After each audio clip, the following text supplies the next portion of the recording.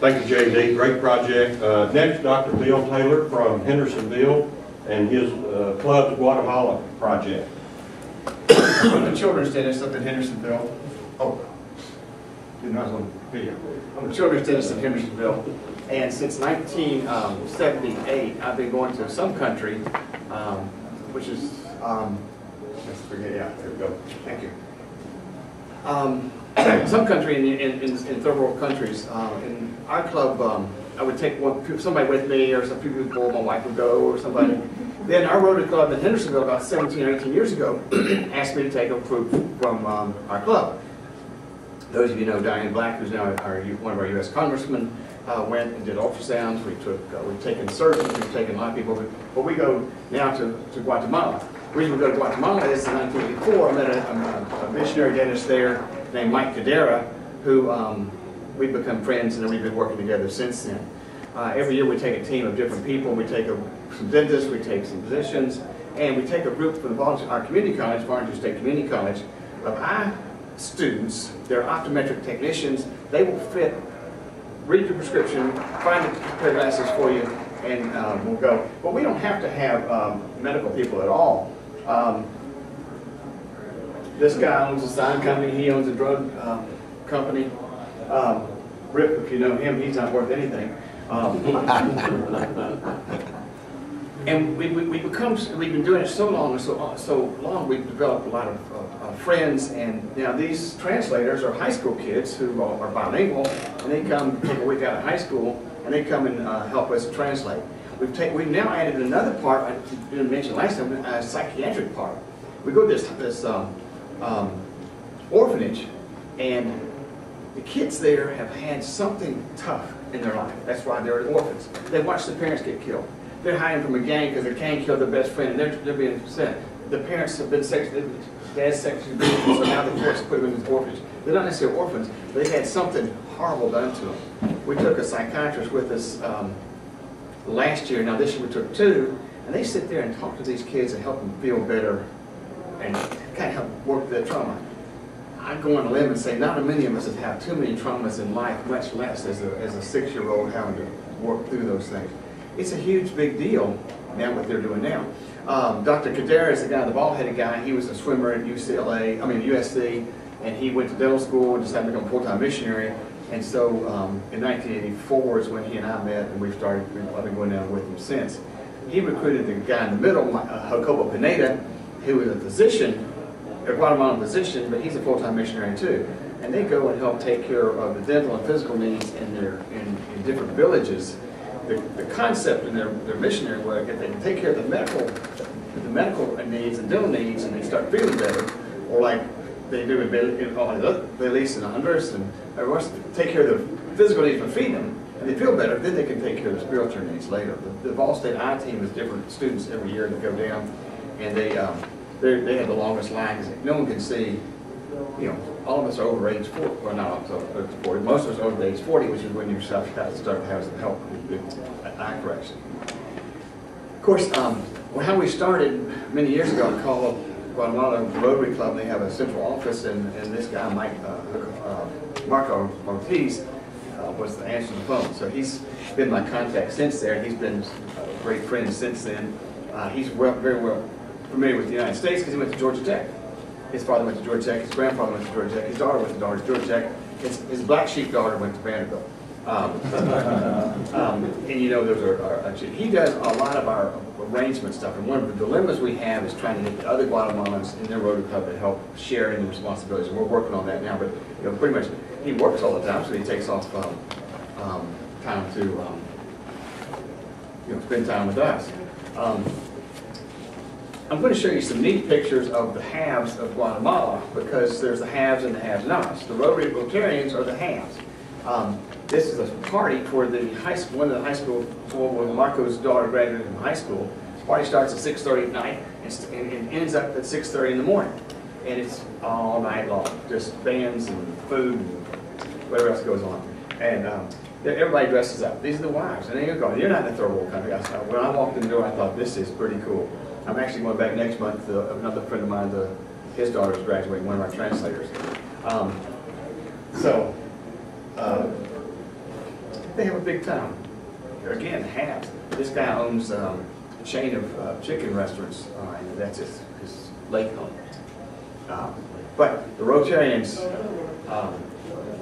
the Los Americas Rotary Club, they help us with transportation, with accommodations, and we try to make it where it's not too tough to go. Any of y'all who go, I don't want to really go and sleep on a cot, and with mosquito nets, which I've done before, and I'm really not thrilled with it anymore.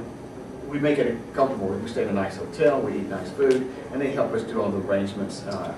And we have different nights that take us to eat and do different things. But what do? Well, primarily I started out pulling teeth, and that's what I still do. Dentistry, dental decay is the most rampant disease in the world.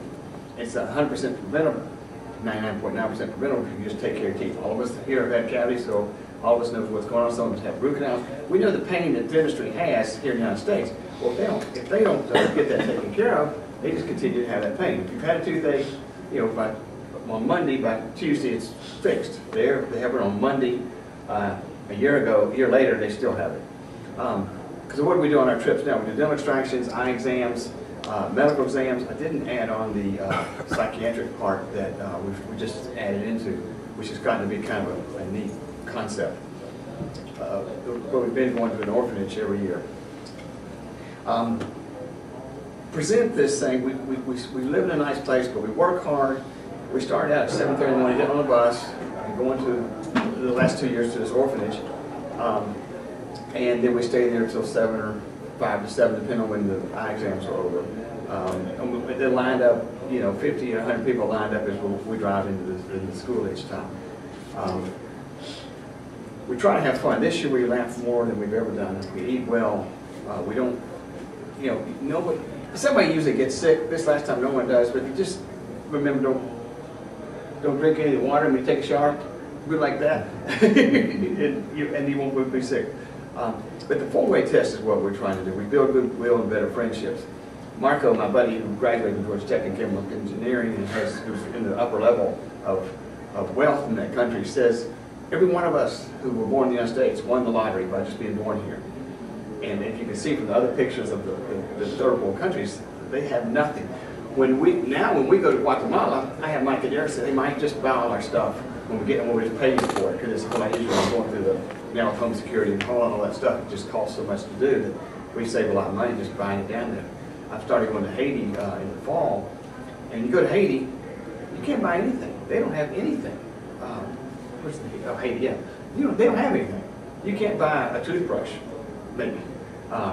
And so we have to take all that stuff. But in Guatemala, we make it easier, so we buy the stuff and bring it down there. We build goodwill and better friendship. Of course, it's beneficial all concerned. Do we help the Guatemalans? Sure, we help the Guatemalans. Do we help ourselves? I think more so. I think the people who go see, wow, we did win the lottery. We go there. So it's a lot more. Oh, that's Rip.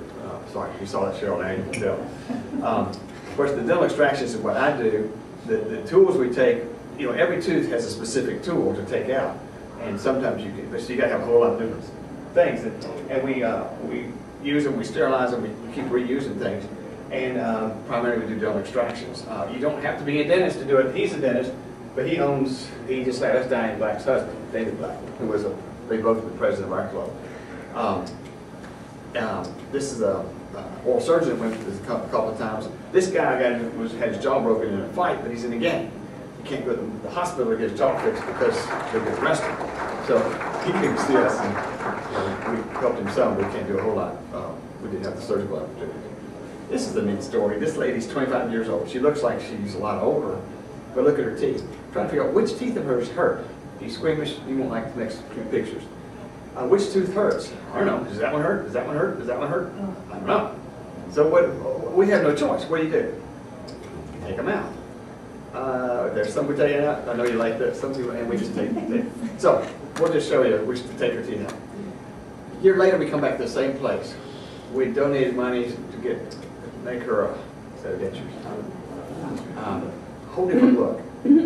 Now, she thinks this is so great, she brought her sister to see us, and here she goes going to do the same thing.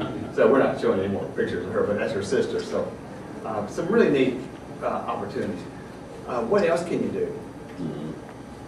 kids I see that are there, they've probably gone to another Guatemalan dentist, and they haven't necessarily had the greatest of opportunities to be pampered. So you can be a CFO of a company and be a hugger.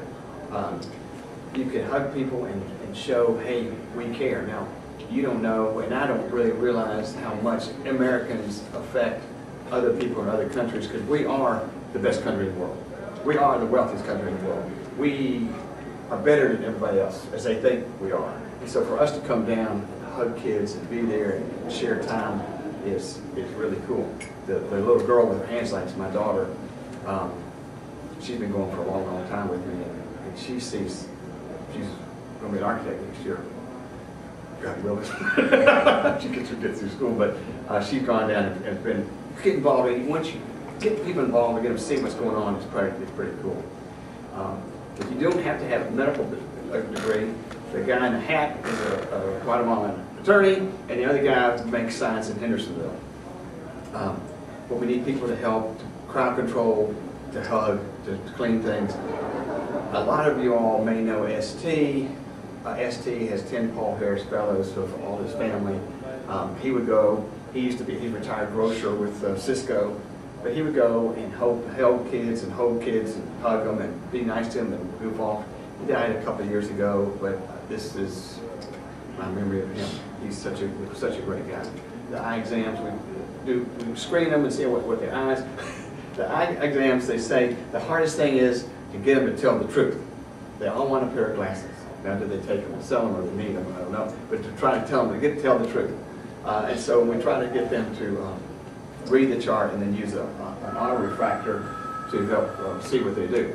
One trip we went, our bus driver who'd been driving us for a couple of days, we said, why don't we just check your eyes while we're there? So he'd been driving up and down these mountain roads and real curvy roads, and we checked his eyes and he was 2,600. So we got him a pair of glasses, and he got lost on the way home. But the auto refractor is a $5,000 to $6,000 machine that we're trying to get money now to buy another one, because the more we can see, the more things we can do. That's the variable that slows the whole process down. And there are kids in the classes there. And so we try, a few kids and adults. The medical exams. This is Dr. Pineda again. He's the Guatemalan physician. His son now, Jacobito, is a physician who also helps us too.